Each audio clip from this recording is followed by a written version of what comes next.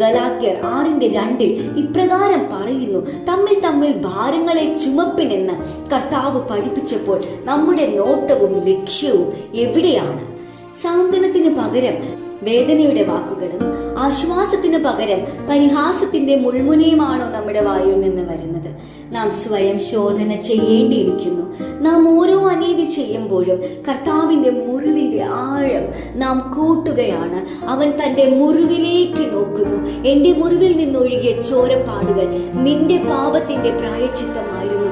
നീ ഇപ്പോഴും ആ പാപത്തിൽ തന്നെ കിടക്കുന്നത് കർത്താവിനെ വേദനിപ്പിക്കുന്നു. അവന്റെ മുറിവിന്റെ ആക്കം നാം ഓരോ പ്രാവശ്യവും പാപത്തിൽ ആഴുമ്പോൾ അവന്റെ മുറിവിനും ആഴം കൂടുന്നു.